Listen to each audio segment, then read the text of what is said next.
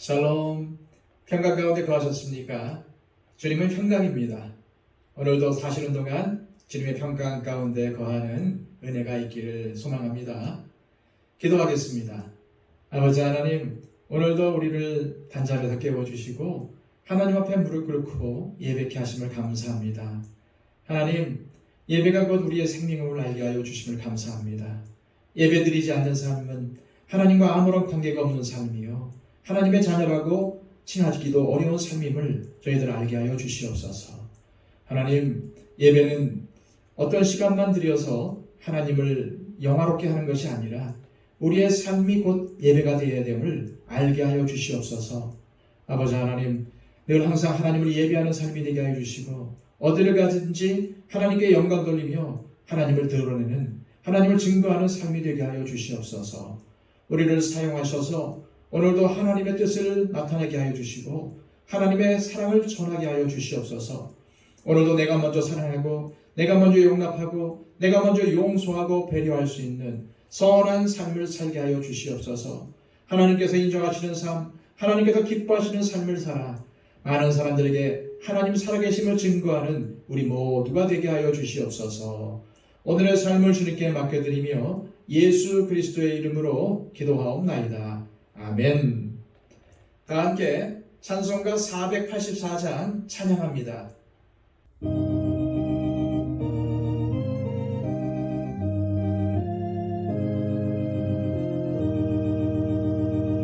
내 맘에 주여 소망 되소서.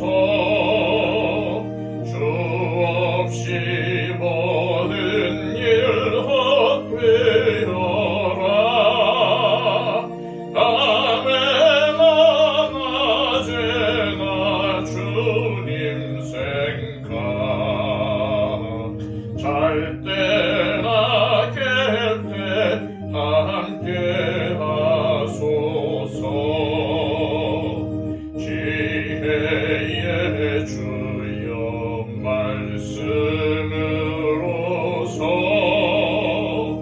언제나 내 안에 계십소서. 주는 내 아버지 나는 아들,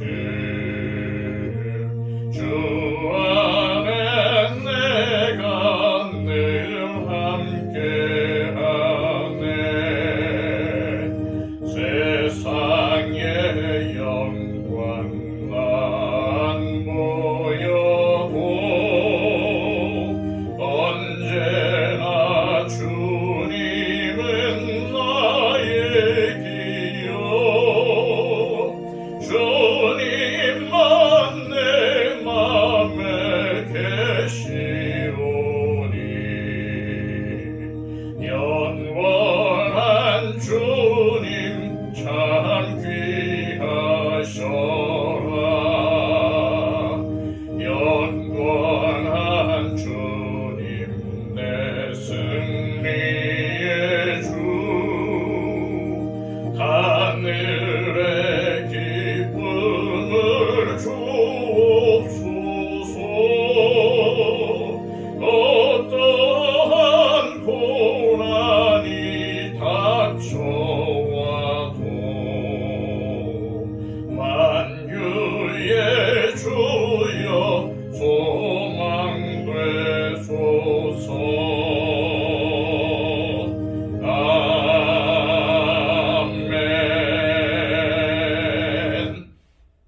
이 시간 우리에게 주시는 하나님의 말씀은 구약성경 사사기 18장 1절에서 31절까지의 말씀입니다. 구약성경 392쪽입니다. 그때에 이스라엘의 왕이 없었고 단지파는 그때에 거주할 기업의 땅을 구하는 중이었으니 이는 그들이 이스라엘 지파 중에서 그때까지 기업을 분배받지 못하였습니다. 단자손이 소라와 에스다올에서부터 그들의 가족 가운데 용맹스러운 5사람을 보내어 땅을 정탐하고 살피게 하며 그들에게 이르되 너희는 가서 땅을 살펴보라 하매 그들이 에브라임 산지에 가서 미가의 집에 이르러 거기서 유숙하니라. 그들이 미가의 집에 있을 때에 그 레위 청년의 음성을 알아듣고 그리로 돌아가서 그에게 이르되 누가 너를 이리로 인도하였으며 네가 여기서 무엇을 하며 여기서 무엇을 얻었느냐 하니 그가 그들에게 이르되 미가가 이러이러하게 나를 대접하고 나를 고용하여 나를 자기의 제사장으로 삼았느니라 하니라.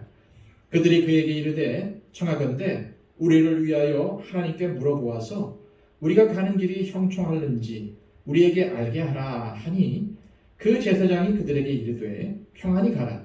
너희가 가는 길은 여호와 앞에 있느니라 하니라. 이에 5사람이 떠나 라이스에 이르러 거기 있는 백성을 본즉 염려 없이 거주하며 시돈 사람들이 사는 것처럼 평온하며 안전하니 그 땅에는 부족한 것이 없으며 부를 누리며 시돈 사람들과 거리가 멀고 어떤 사람과도 상종하지 아니함이라. 그들이 소라와 에스다월에 돌아가서 그들의 형제들에게 이르매 형제들이 그들에게 묻되 너희가 보기에 어떠하더냐 하니 이르되 일어나 그들을 치러 올라가자. 우리가 그 땅을 본즉 매우 좋더라. 너희는 가만히 있느냐? 나아가서 그 땅 얻기를 게을리하지 말라.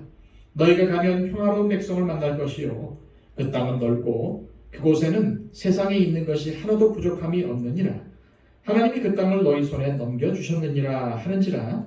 단지파의 가족 중 600명이 무기를 지니고 소라와 에스다월에서 출발하여 올라가서 유다에 있는 기럇 여아림에 진치니 그러므로 그곳 이름이 오늘까지 마하네단이며 그것은 기럇 여아림 뒤에 있더라. 우리가 거기서 떠나 에브라임 산지 미가의 집에 이르니라. 전에 라이스 땅을 정탐하러 갔던 5사람이 그 형제들에게 말하여 이르되 이 집에 에봇과 드라빔과 새긴 신상과 부어 만든 신상이 있는 줄을 너희가 아느냐? 그런즉 이제 너희는 마땅히 행할 것을 생각하라 하고 5사람이 그쪽으로 향하여 그 청년 레위 사람의 집 곧 미가의 집에 이르러 그에게 문안하고 단자손 600명은 무기를 지니고 문 입구에 서니라. 그 땅을 정탐하러 갔던 5사람이 그리로 들어가서 새긴 신상과 에봇과 드라밈과 부어 만든 신상을 가져갈 때에 그 제사장은 무기를 지닌 600명과 함께 문 입구에 섰더니 그 5사람이 미가의 집에 들어가서 그 새긴 신상과 에봇과 드라빔과 부어 만든 신상을 가지고 나오매 그 제사장이 그들에게 묻되 너희가 무엇을 하느냐 하니 그들이 그에게 이르되 잠잠하라. 네 손을 입에 대라. 우리와 함께 가서 우리의 아버지와 제사장이 되라. 네가 한 사람의 집에 제사장이 되는 것과 이스라엘의 한 지파 한 족속의 제사장이 되는 것 중에서 어느 것이 낫겠느냐 하는지라. 그 제사장이 마음에 기뻐하여 에봇과 드라빔과 새긴 우상을 받아 가지고 그 백성 가운데로 들어가니라.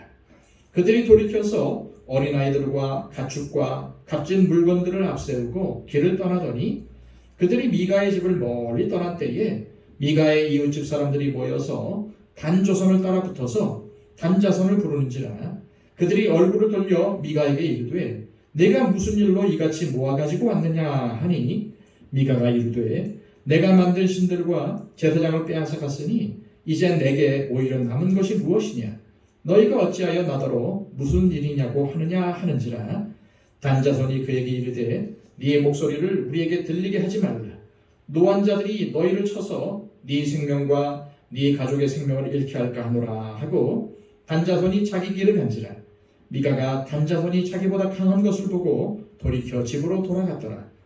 단자손이 미가가 만든 것과 그 제사장을 취하여 라이스에 이르러 한가하고 걱정 없이 사는 백성을 만나 칼날로 그들을 치며 그 성읍을 불사르되 그들을 구원할 자가 없었으니 그 성읍이 베드르홉 가까운 골짜기에 있어서 시돈과 거리가 멀고 상종하는 사람도 없음이었더라.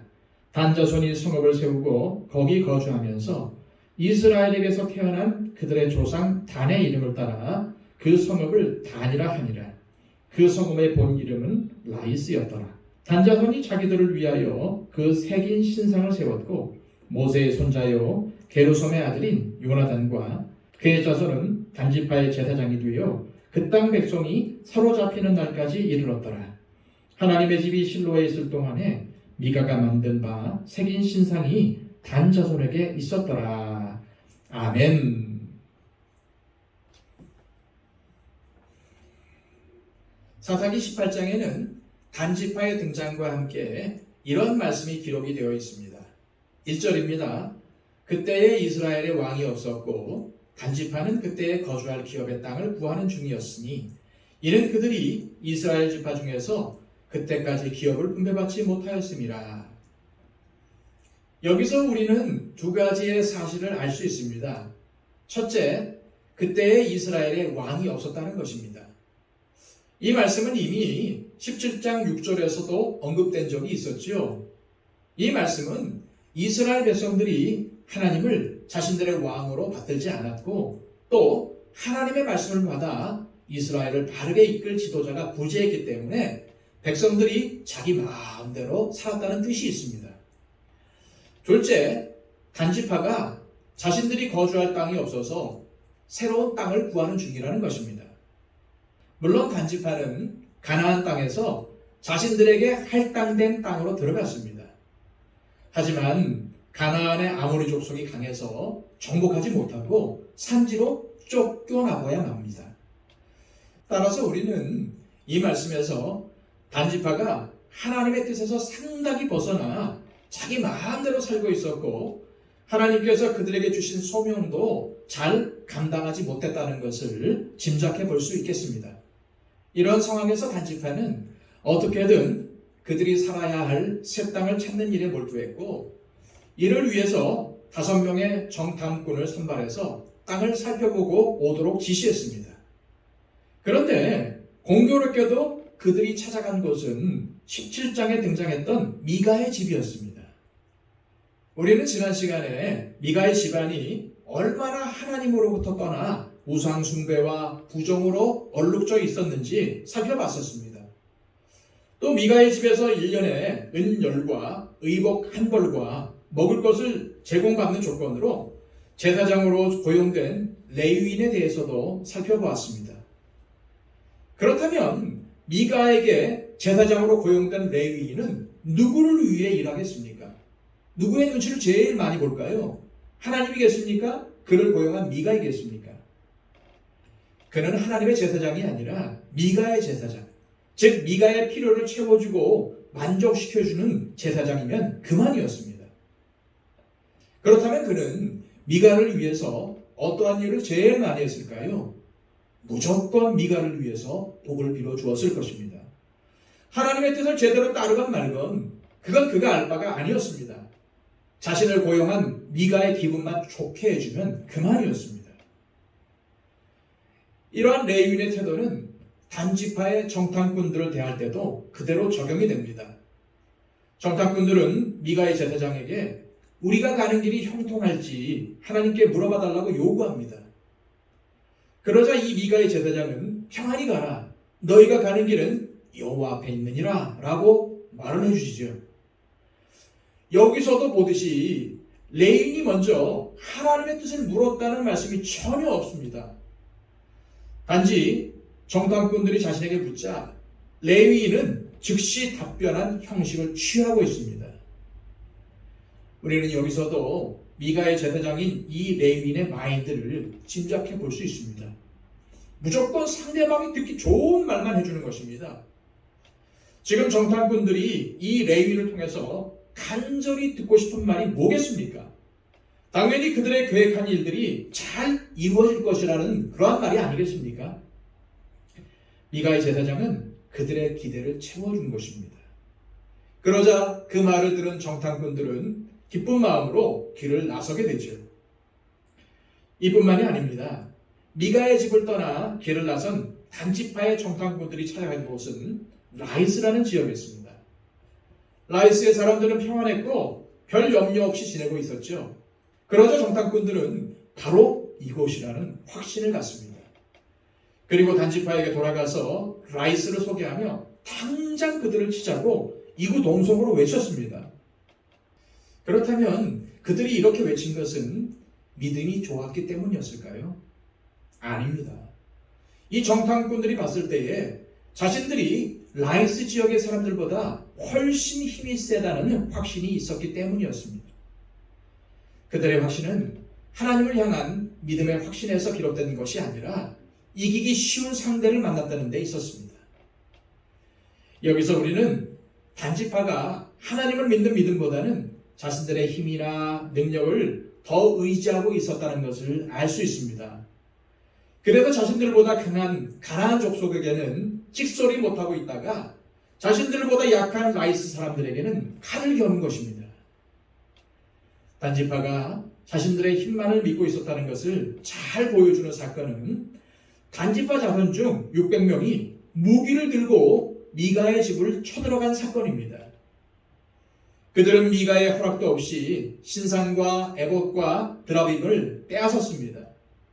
그리고 이를 항의하러 온 미가를 협박해서 돌아가도록 하지요. 어디 그뿐입니까?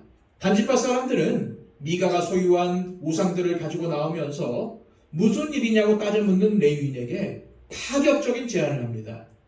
19절입니다. 잠잠 마라. 내 손을 입에 대라. 우리와 함께 가서 우리의 아버지와 제사장이 되라. 네가 한 사람의 집의 제사장이 되는 것과 이스라엘의 한 지파 한 족속의 제사장이 되는 것 중에서 어느 것이 낫겠느냐?